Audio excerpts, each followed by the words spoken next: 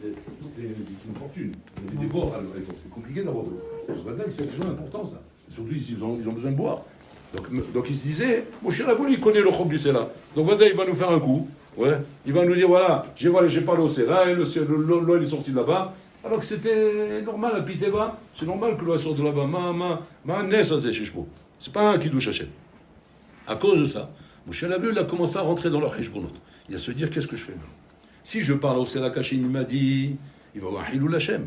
Qui vont dire, c'est toi qui as fait sortir l'eau, c'est pas le Sela. En vérité, c'est parce que tu connais le Hok du Sela.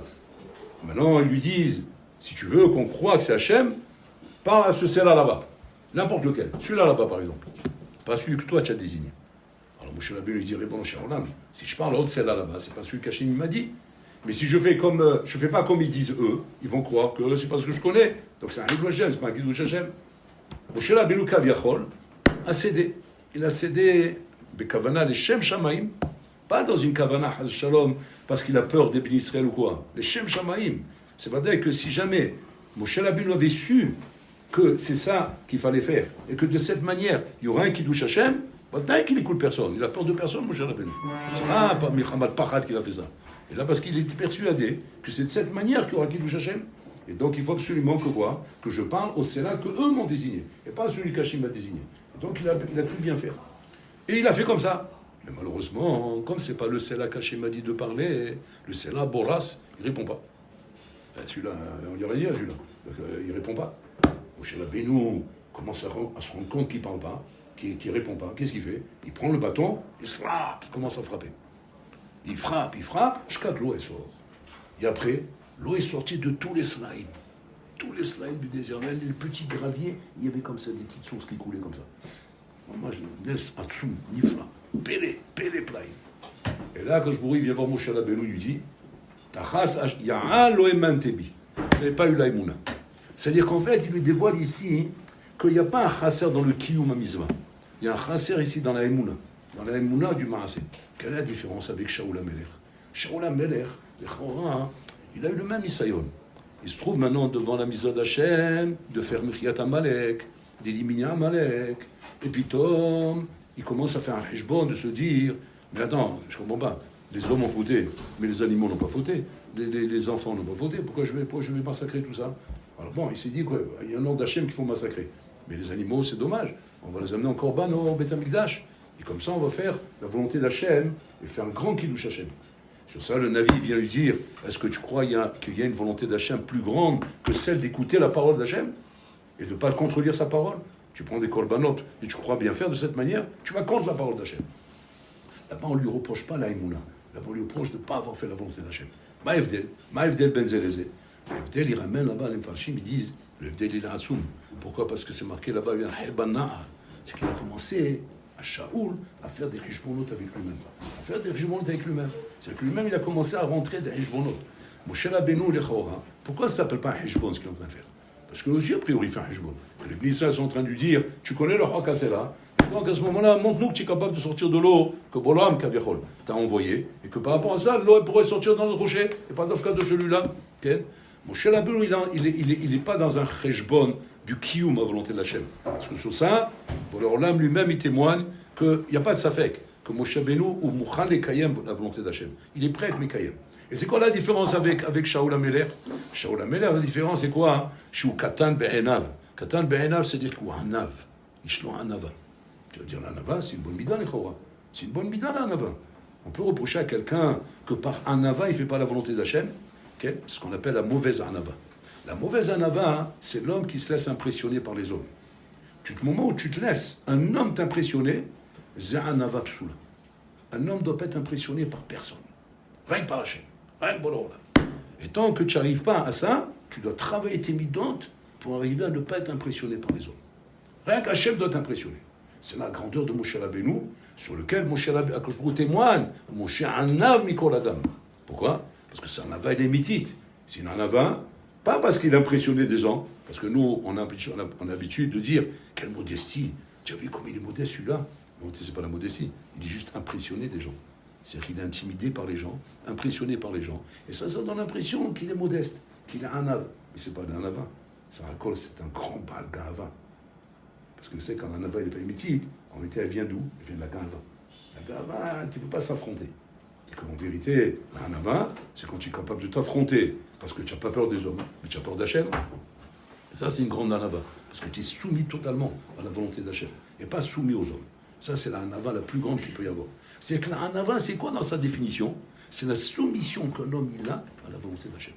Je suis soumis à Hachem.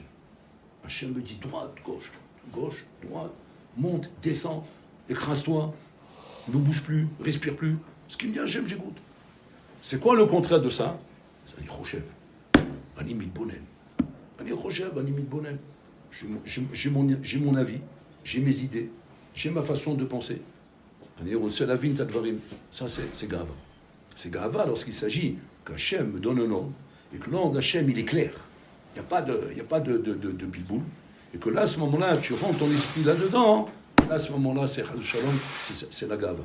Et cette gava, Balmenan, elle te fait tomber. Donc, on va dire ce qu'on appelle une fausse hanava.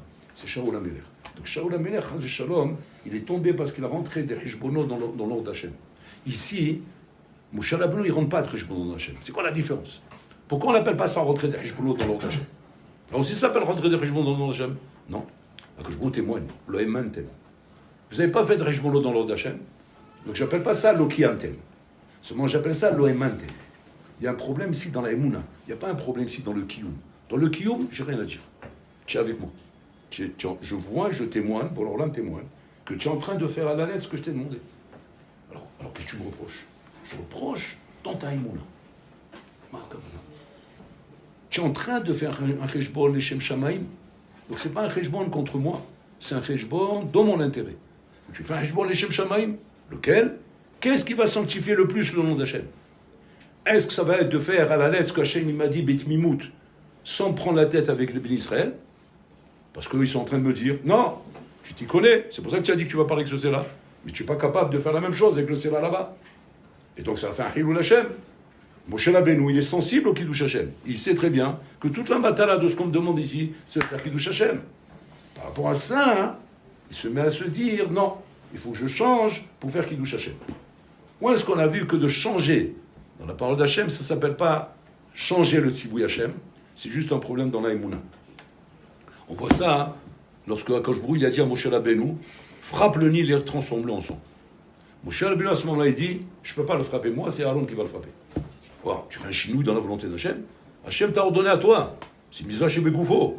Tu as une mitzvah à toi de faire ça maintenant. Tu ne peux pas nommer un chaliar. Quand je te dis maintenant mets les tfilim, tu dis non, c'est pas moi qui va les mettre, c'est mon copain. Ici, mets les tfilim, on peut dire chaliar chez la dame Kamoto, et t'en vas caser.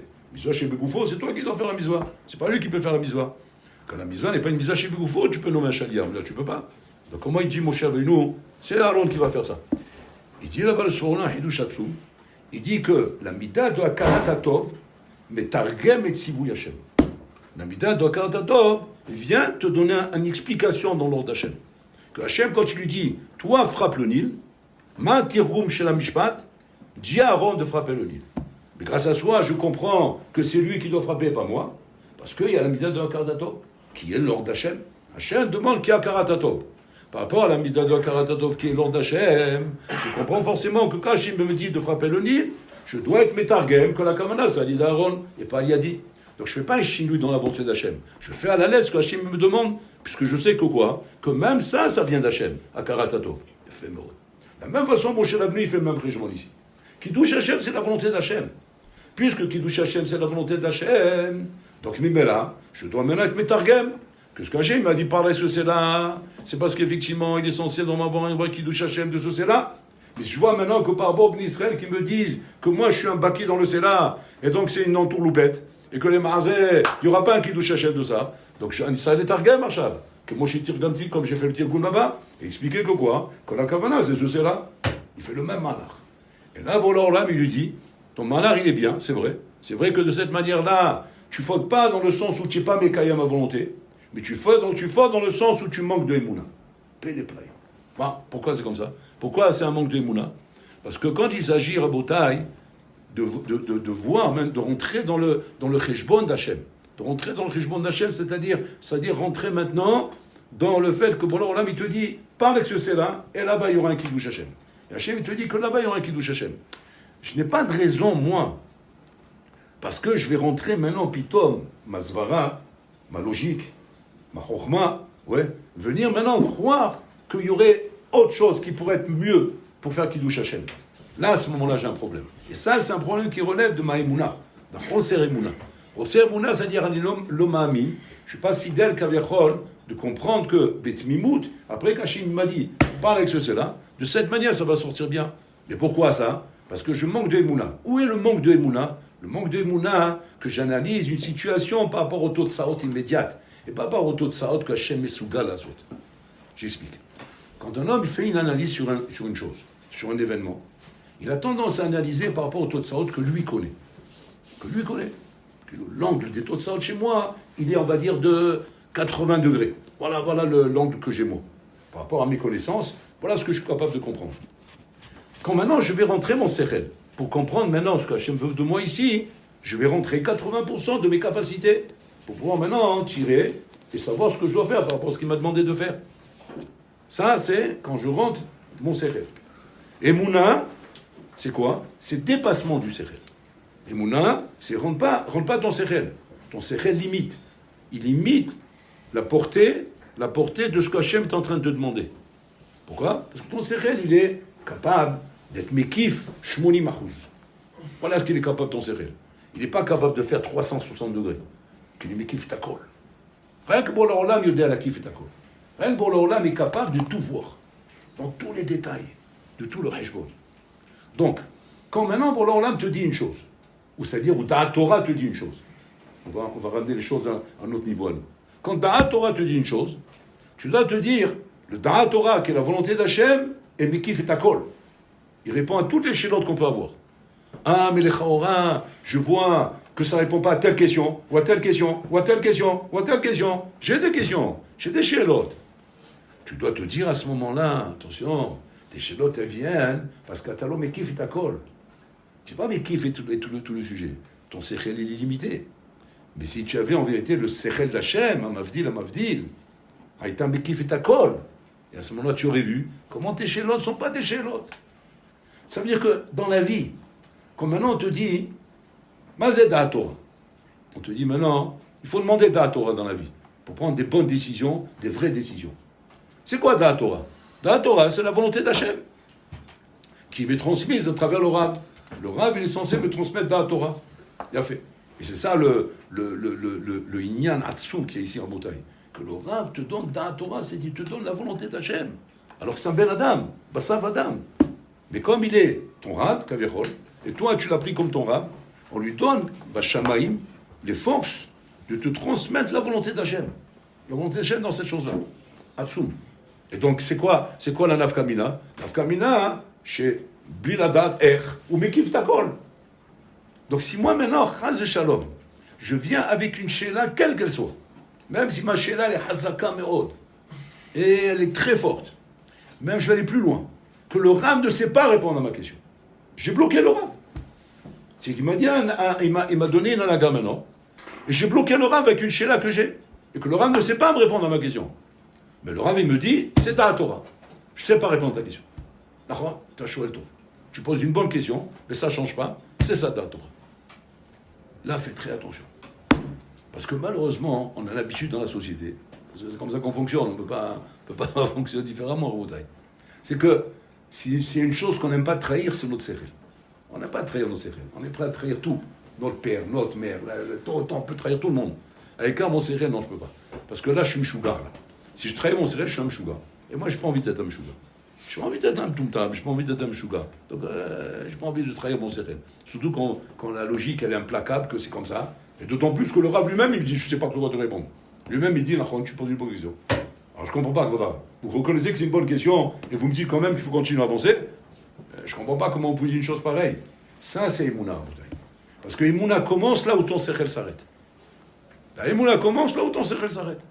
Ton sérel ne peut plus suivre ici, et n'a rien mis pour matri la Emouna. Et l'Emouna, c'est quoi? Da'at Torah. Ce que le Rav t'a dit, ce que Hachem te demande ici. Voilà la Nikuta ici, Rabotai Kaviachol, de ce qu'Hachem il reproche à Moshe Rabbeinu. Il dit à Moshe Rabbeinu, tu n'as pas tout le sechel, tu n'as pas tout, tu n'as pas Mekif et Takol. Regarde en fin de compte ce qui est sorti de là. Il est sorti de l'eau de toutes les pierres du rocher. Donc les maasés, quoi que tu fasses, quoi que tu aurais fait, De l'autre façon, elle serait sortie de tous les rochers. Ce qu'on aurait gagné, c'est qu'au lieu de frapper, tu aurais parlé. Et tu aurais parlé. Et là, il y aurait eu le Kalvachomer. Alors que frapper, on n'apprend pas le Kalvachomer. Alors qu'en parlant, on apprend le Kalvachomer. Donc ça, Rabotai, c'est la leçon Hatsuma qu'on nous apprend ici. Il n'y a pas de niveau, Rabotai. Il n'y a pas de niveau où on peut te reprocher que tu as eu un manque de Emouna. Et un manque d'Emouna, Rabotai, c'est plus grave, Rabotai. Plus grave que tout. Parce que si tu manques d'Emouna, tu manques de la base qui te permet de vivre Bekesher avec Bola Olam. Tu ne peux pas vivre Bekesher avec Bola Olam et te vanter de dire je fais sa volonté si jamais tu manques d'Emouna. Manquer d'Emouna, c'est simplement le fait de rentrer son sechel dans une loi qu'Hachem m'ordonne de faire, et que mon sechel, à cause que je ne comprends pas, ou bien que je ne suis pas d'accord, m'amène, chas v'shalom, à ne pas respecter à la lettre ce que Bola Olam m'ordonne de faire. Et ça, c'est un manque de Emouna, chas v'shalom. Ce manque de Emouna me détourne du chemin, me détourne de la bonne voie. Et c'est ça, Abotai, c'est ça la raison du Khorban Bet HaMikdash. Khorban Bet HaMikdash, ma katou bagmara, lama nichra Bet HaMikdash, un des ta'amim là-bas, shelo chichou zeze. Ils n'ont pas réprimandé l'un à l'autre. Mais non, c'est quoi la ta'ana qu'ils avaient là-bas? La ta'ana qu'ils avaient là-bas, elle était pshuta. Shema, Anan Saadeh. Vous savez très bien, Galoui Klapesh Maya Galia, que quoi? Que Afilo Aïnou Mochichim Otam, Loyou Mekablim. On sait très bien qu'on leur refait Toracha. Loyou Mekablim ta Toracha. Donc à quoi ça sert d'être Mochia? À quoi ça sert d'être Mochia quelqu'un quand tu sais qu'il n'écoute pas? Alors comment on peut nous reprocher maintenant de nous dire pourquoi le Bétam a été détruit? Parce que vous n'avez pas été Mochia l'un à l'autre. Ma baya. Tu peux me reprocher une chose pareille si effectivement, en allant réprimander l'autre, il va m'écouter? Effectivement, je comprends la logique.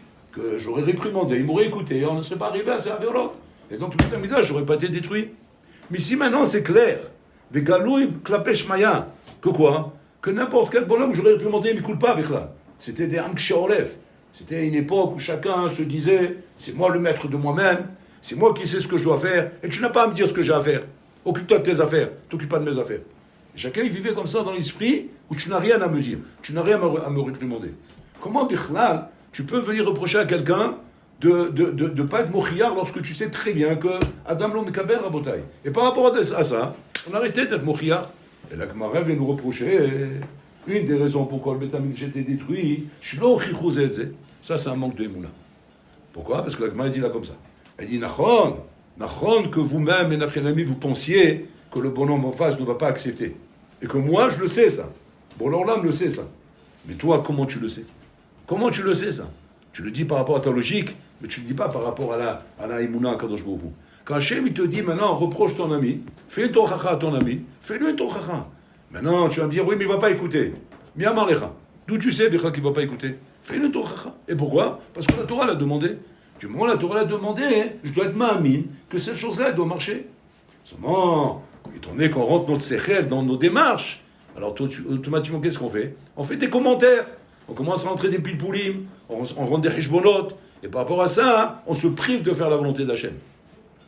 On ne sait pas ce que Hachem peut faire avec les paroles que tu dis à l'autre. Et on ne sait pas comment les choses peuvent bouger dans l'esprit de l'autre. Toi, ne rentre pas dans ces hishbonot. Rentre pas dans les hishbonot de ce que Hachem a demandé de faire. Hachem t'a demandé de faire, fais-le. Maintenant, une fois que tu le fais, tu dois avoir la émouna, que ce que Hachem a demandé, ça marche. Ah, comment ça marche? T'en sais rien. Non, mais rien d'autre. On t'a pas demandé l'heure. On t'a demandé de comprendre comment ça marche. Et à cause de ça, Rabotai, combien d'erreurs on fait dans notre vie? Combien d'erreurs dans les décisions qu'on prend? Combien d'erreurs on fait, Rabotai, dans les shtadlouyot qu'on fait? Dans les shtadlouyot qu'on fait. Pourquoi? Parce qu'on rentre du sechel. On rentre trop de sechel, Rabotai, humain, dans des inyanim qui sont au-delà du sechel, qui relèvent de la émouna par Kadosh Baruch Hu.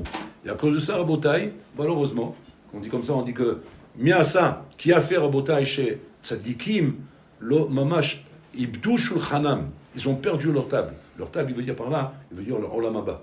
C'est tzadikim, ibdou shulchanam.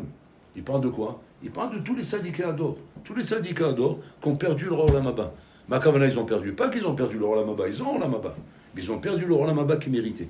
Pourquoi? Bichoser emuna. Parce qu'ils ont manqué de emuna. Comme Noir le premier. Noir kate emunaya. Si c'est pas la pluie qui l'a poussé dans le Teva, Noir, il croyait pas. Il croyait pas. Hachem lui a dit, je vais amener le Maboul dans l'Orlam. Je vais détruire l'Orlam.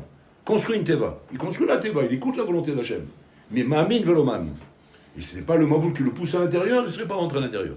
Encore une fois, tu vois, Comment un homme, chaz v'shalom, rabotai, il fait des chikoulim avec son sechel, qui viennent saboter rabotai, l'aïmouna qu'on envoie à Kadosh Baruch Hu. Le travail essentiel d'un juif dans ce monde, c'est d'abord moment d'être mechazek sa aïmouna, avant d'être mechazek son sechel. On est mechazek notre sechel, rabotai, pour comprendre ech le kayem ratson Hashem. Comment être mekayem dans la forme. Mais dans le fond, tout doit se faire avec Emouna. Donc en fait, on a deux âmes. On travaille avec deux kelim, rabotai. Sechel ve Emouna. Le sechel, c'est pour savoir comment on est mekayem, dans la forme. La Emouna, c'est dans le fond. C'est-à-dire la chose, je dois la faire. Maintenant, de quelle manière je dois la faire? C'est ton sechel qui te dit comment tu dois le faire. Mais vadaï, la chose, il faut la faire. Telle qu'Hachem t'a demandé de la faire. Donc c'est ne rentre pas dans les cheshbonot d'Hachem lorsqu'on te demande de faire quelque chose. Fais la volonté d'Hachem. Hachem yodea ma'yetse misé. Maintenant, toi, tu dis, mais j'ai une question, je ne comprends pas ce qui se passe ici. N'essaye pas de comprendre. Parce que de toute façon, tu n'es pas mékif ta colle. Tu ne vois pas tout ce qui se passe. Tu ne vois pas tout le taux de sao, tu ne vois pas tout le résultat. Tu n'es pas mékif tout. Donc surtout, ne jamais te servir de ton seren pour limiter le da'at Torah. Le da'at Torah, il doit être, comment dire, fait à la lettre. Et après qu'il est fait à la lettre, après, sois ma'amin que Borolam il fera la chose comme Hachem il a voulu que ce soit. Et pas comme toi, tu t'imagines. Parce que Rabotai, la majorité des choses, des barrières qu'on se met dans la vie, des sfécotes qu'on a, des problèmes qu'on a, Rabotai, sont à cause de ça. Sont à cause du manque de Emouna, qu'on rentre dans la volonté d'Hachem, et qu'à cause de ça, on n'arrive pas à aller jusqu'au bout de ce qu'on devrait faire normalement. Adam malheureusement, Rabotai, comment dire, se limite dans les kohot qu'il a. On a des kohot. On a des korotes qui sont capables de nous envoyer, de nous amener très très loin dans votre Hachem. Mais notre Emouna, Rabotai, malheureusement, nous fait défaut. Et elle nous fait défaut pourquoi? Parce que je rentre mon sérel. Je monte mon sérel, j'ai une coucha, et à cause de ma coucha, j'avance pas. Alors que ta coucha ne doit pas être un problème, doit pas. Je sais pas coucha, c'est-à-dire, non, combien de coucha ton saut il continue à avancer. On va pas dire parce que maintenant j'ai une coucha, je vais déchirer la page de la Gemara. Il n'y a pas des couchottes, l'ométim, les couchottes. On ne meurt pas de couchottes. Les couchottes, au contraire, sont là, mais pour te faire réfléchir. Mais maintenant, quelle doit être la réponse? Anima amin. C'est où? Anima amin chez Zekara. Jli kusha, anima amin. C'est ça la force en Botaï, dans Israël. Chez les goïms, c'est le contraire. Jli kusha, anima amin. J'ai une kusha, donc je ne suis pas ma'amin. Puisque maintenant, j'arrive pas à comprendre comment tu peux me prouver que Dieu existe. Comment tu peux me prouver que ça c'est aimé? Comment tu peux me prouver que la Torah c'est Dieu qui l'a donné? Ah, tu as une kusha en dessous. Par rapport à ma kusha, automatiquement, j'arrête d'être ma'amin. C'est le contraire. Parce que tu as une coucha, il faut que tu sois ma'amin. Parce que si tu n'as pas de coucha, tu n'as pas besoin d'être ma'amin. En yodéa. En yodéa, veni ma'amin, c'est deux niveaux différents. Tu n'as pas de coucha, zata yodéa. Je ne sais pas coucha chez Shulchan, non, en yodéa chez Shulchan. Donc c'est l'oïmouna. Malmatin zémouna, que j'ai des couchas. Donc tu dois avoir des couchottes, c'est normal.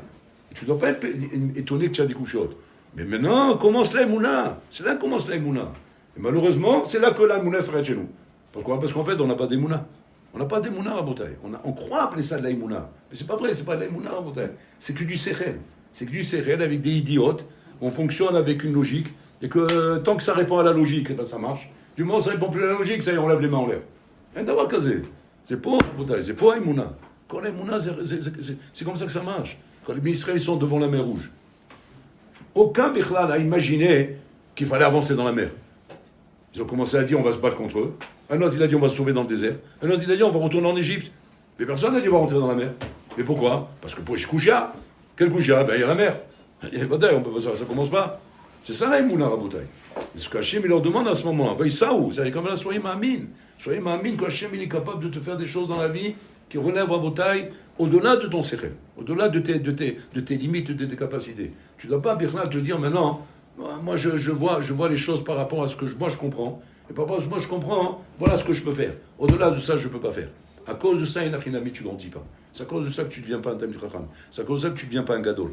Pourquoi? Parce que dans ta tête, tu te dis, je ne peux pas devenir plus que ça. C'est Machan Yacholagia. C'est les kochot qu'on m'a donné. C'est ce que j'ai comme force. Je ne peux pas aller plus loin que ça.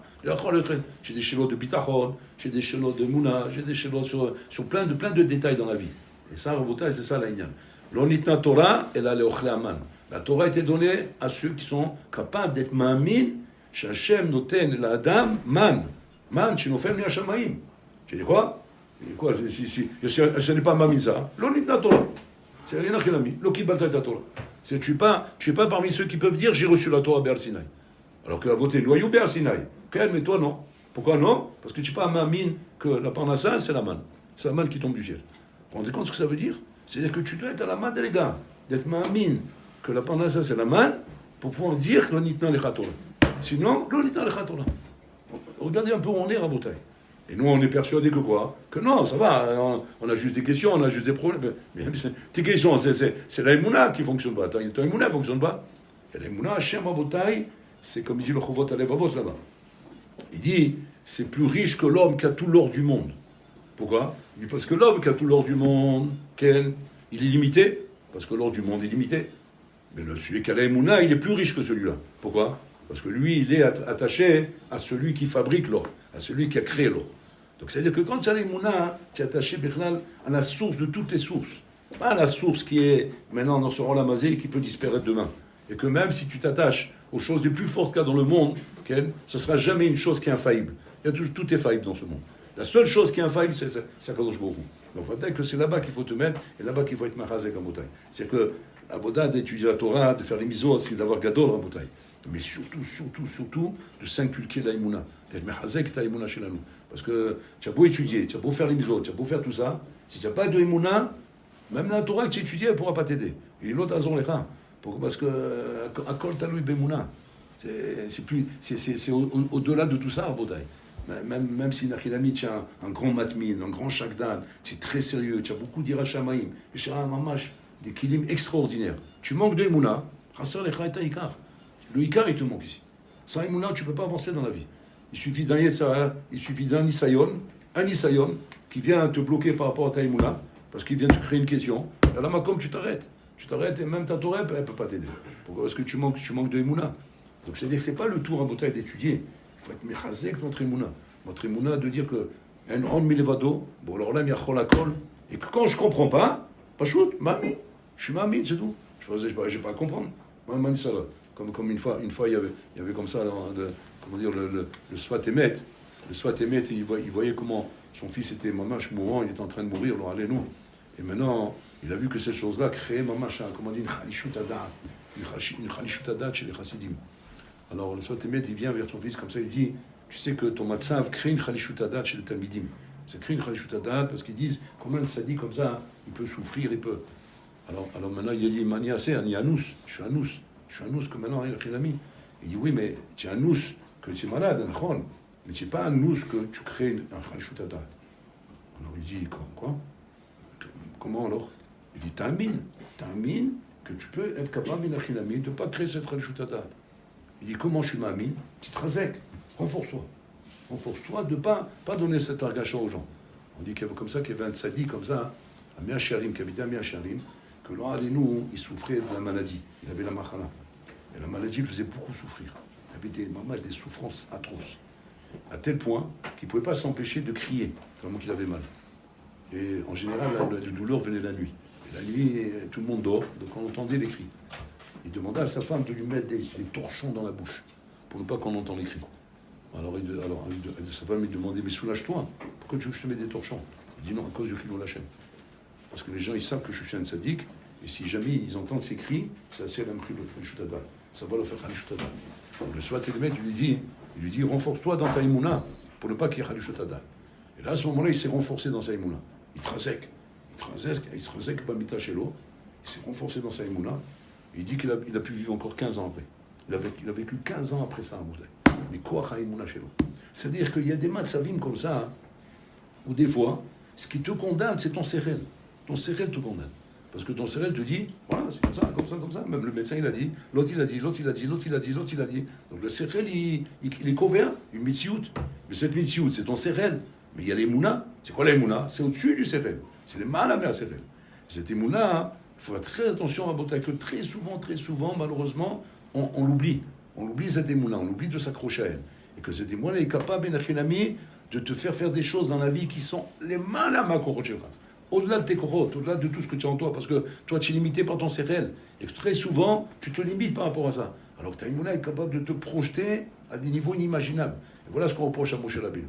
On reproche à son niveau, bien sûr, c'est Madrigot. À Moshe Rabbeinu, bien que ta kavana été bonne, les Shem Shamaïm, que tu as voulu les Chaora faire sanctifier le nom d'Hachem, mais tu dois avoir la émouna. La émouna, que même si toi, tu ne comprends pas comment le nom d'Hachem va être sanctifié ici, sois ma'amin.